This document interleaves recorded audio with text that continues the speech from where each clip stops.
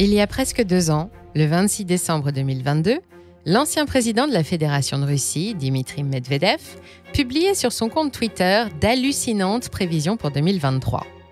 Certaines sont difficiles à prendre au premier degré, comme la sécession de l'État de Californie ou la création d'un nouveau pays qui rassemblerait les territoires du Texas et du Mexique.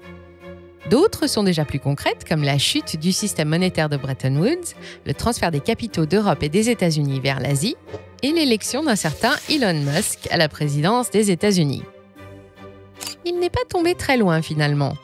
2 ans plus tard, Elon Musk n'est pas président, mais c'est tout comme. Son soutien au candidat Donald Trump pendant la campagne spectaculaire qui vient de s'achever a fait couler beaucoup d'encre, et la victoire écrasante de l'ancien et futur président des États-Unis lui rapporte son ticket pour le gouvernement. Avec les clés du budget, les dernières portes qui étaient encore fermées à l'homme le plus riche du monde se sont soudain ouvertes en grand. Elon Musk, génial provocateur et patron tyrannique, libertarien, transhumaniste, opportuniste, pragmatique mais surtout imprévisible, est assis sur la caisse de la plus grande puissance mondiale. Vous imaginez l'effet que ça doit faire ? Eh bien justement, c'est ce qu'on va essayer de faire dans cette vidéo.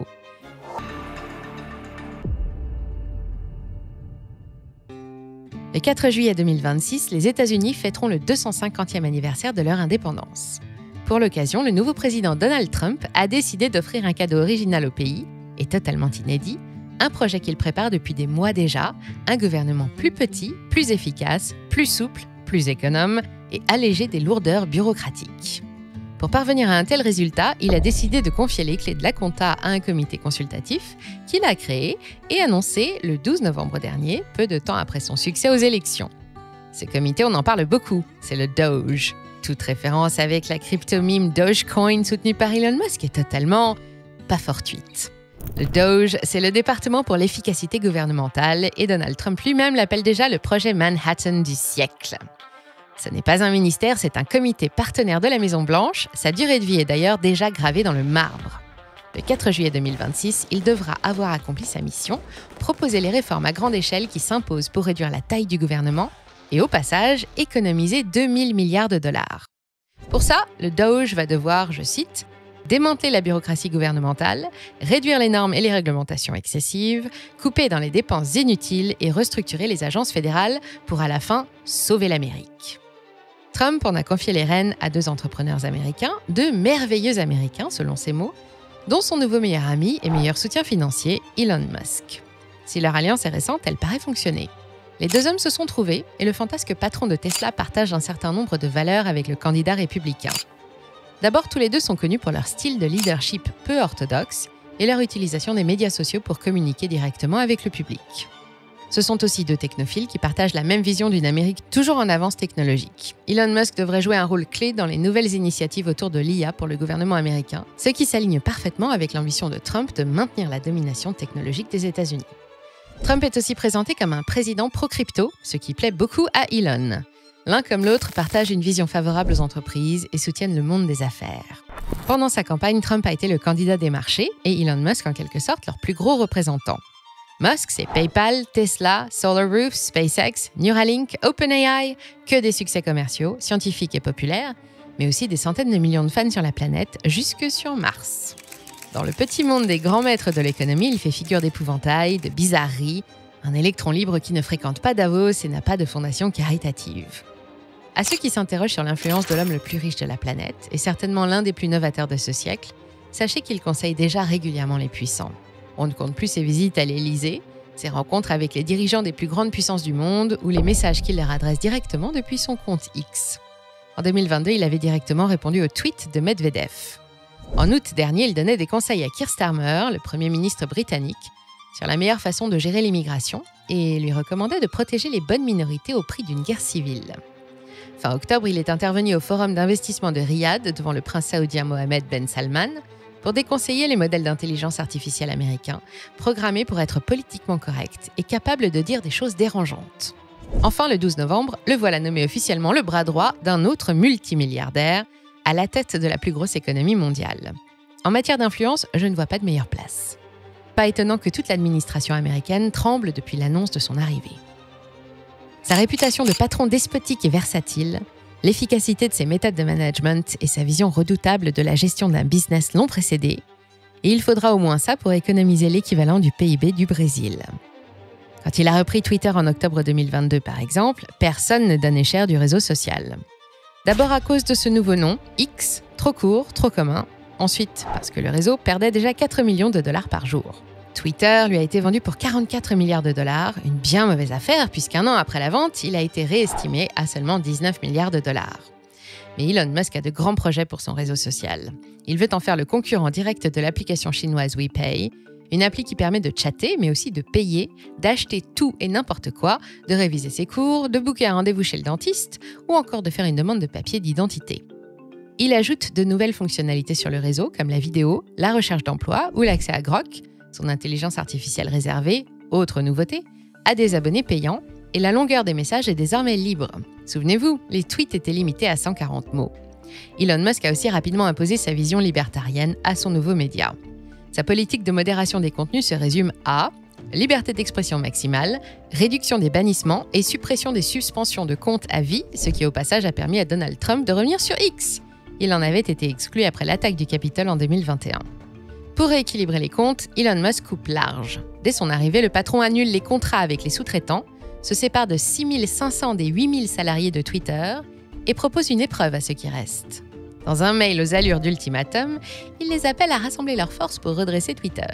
Le nouveau patron ne marche qu'à l'efficacité, c'est un adepte de l'effort et de la méritocratie.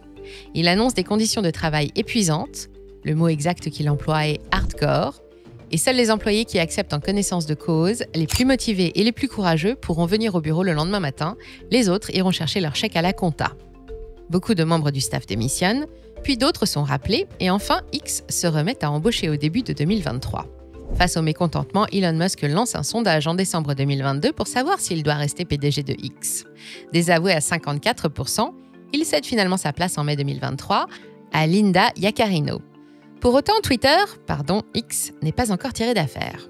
L'audience mondiale baisse régulièrement, et selon les dernières estimations de Fidelity, le réseau social ne vaudrait plus aujourd'hui que 4 milliards de dollars. La plateforme devrait générer seulement 2 milliards de dollars de revenus publicitaires cette année, contre 4,5 milliards en 2021. Et depuis les élections, 26% des annonceurs présents sur X déclarent vouloir réduire leur budget l'année prochaine. Évidemment, le virage d'Elon Musk vers le camp républicain n'y est pas pour rien. Hier encore soutien de Joe Biden et de l'ensemble de la gauche américaine, Musk a petit à petit changé d'opinion et ses positions se sont radicalisées. Le point de rupture, il en parle lui-même, c'est son fils Xavier, qui a décidé de changer de soi-disant sexe, une décision délirante que ce père de 11 enfants vit encore très mal. Le progressisme soutenu par les démocrates s'est fait un puissant ennemi. Elon Musk a juré depuis de détruire le virus woke qui a tué son fils. Ce sont ses propres mots. Depuis, le principe de liberté totale qui règne sur X est de plus en plus critiqué. Certains dénoncent la multiplication de contenus trompeurs et de discours de haine, notamment à l'encontre des membres de minorités LGBTQ et des personnalités qui affichent une tendance politique démocrate. Mais Musk ne s'inquiète pas pour son réseau social. C'est toujours un des 20 sites internet les plus visités au monde et sa transformation ne fait que commencer. Et puis, il a d'autres chats à fouetter maintenant. À partir du 20 janvier et jusqu'au 250e anniversaire de l'indépendance, l'homme le plus riche du monde est donc embauché en tant qu'employé spécial de la Maison-Blanche, chargé de tailler dans le gras et de réduire de 30% l'incroyable train de vie du gouvernement américain. Pour rappel, l'Amérique a dépensé cette année 6 500 milliards de dollars. C'est 2 fois le PIB de la France et même plus, un total qu'il va falloir porter à 4 500 en 530 jours. On ne sait pas encore vraiment quelle forme va prendre le Doge, comment il va s'organiser, ni quel pouvoir réel il va avoir sur l'évolution de la législation, mais on connaît déjà ses cibles potentielles.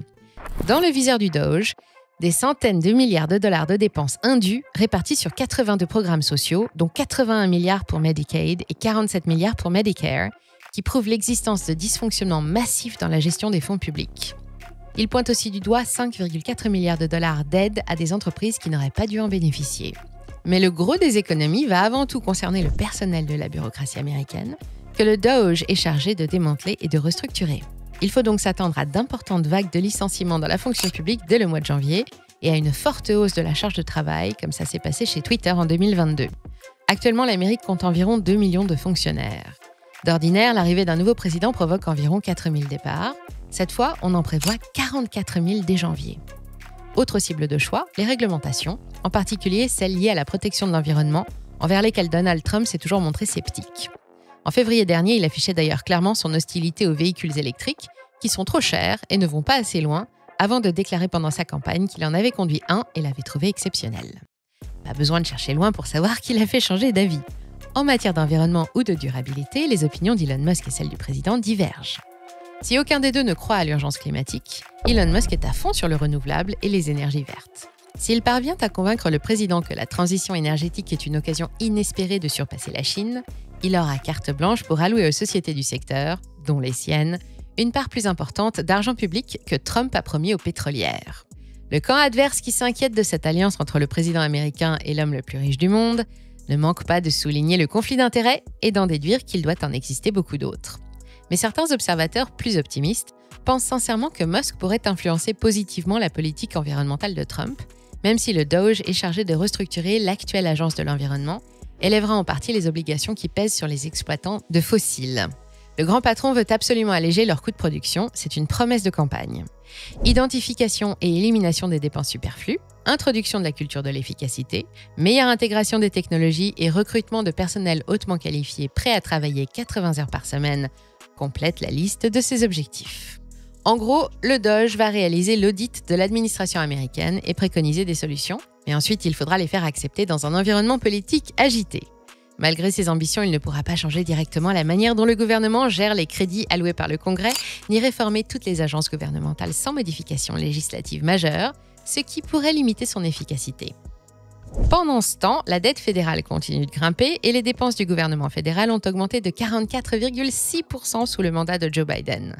Pendant que la Fed refuse de se précipiter pour abaisser les taux, les intérêts augmentent impitoyablement. Le futur gouvernement aura donc des arguments financiers à faire valoir. Elon Musk ne veut pas devenir président des États-Unis, il veut repeupler la planète, la nettoyer, vivre très longtemps et mourir sur Mars. Et quand bien même il le voudrait, il ne peut pas. Il faudrait pour cela qu'il soit né sur le territoire américain. C'est ce que précise l'article 2 de la Constitution de 1789. Il est né à Pretoria, en Afrique du Sud, ce qui lui interdit le bureau ovale, mais comme le faisait remarquer l'ancien gouverneur autrichien de Californie, Arnold Schwarzenegger en 2010, la Constitution n'est pas figée. Même si la modifier est une procédure lourde, ce n'est pas infaisable. Elle a déjà connu 27 amendements depuis 1789, le dernier en 1992. Mais pas besoin d'émettre de nouvelles prévisions à la Medvedev, son alliance avec le nouveau président le fait déjà entrer dans une nouvelle dimension. Elle lui offre une occasion de démontrer ses talents de manager à l'échelle des États-Unis et de donner une leçon à ses adversaires du monde entier, ceux qui le critiquent, qui parient contre lui en bourse ou qui n'ont pas foi en lui. Je ne sais pas vous, mais moi j'ai hâte de découvrir ce qu'il prépare et je vous donne tout de suite rendez-vous autour de la fin janvier pour la suite des événements.